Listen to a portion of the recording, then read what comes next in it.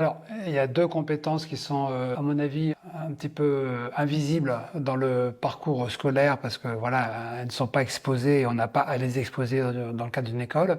C'est la compétence sur la relation client parce qu'on travaille quand même pour des clients et cette relation est très importante. Elle peut être hyper nourrissante et généreuse comme elle peut être toxique et compliquée. Donc, savoir gérer ses clients, savoir communiquer, c'est quand même fondamental. Et une autre compétence qui me paraît aussi précieuse, c'est la compétence de commercial. Parce que quand on se met à son compte et quand on a fait une bonne école, quand on a un diplôme, eh ben on sait faire son métier. En revanche, il faut le vendre. Et si on est juste un bon acheteur intérieur et qu'on attend que le téléphone sonne dans son bureau tout seul, il ne sonnera pas.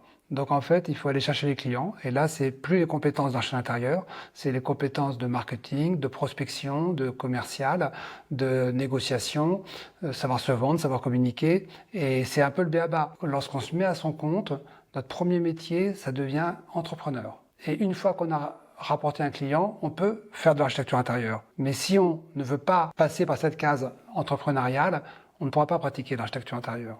Donc ça aussi, c'est une compétence qui n'est pas forcément visible dans les écoles ou quand on est salarié, mais qu'il faut savoir. Se mettre à son compte, c'est devenir un entrepreneur.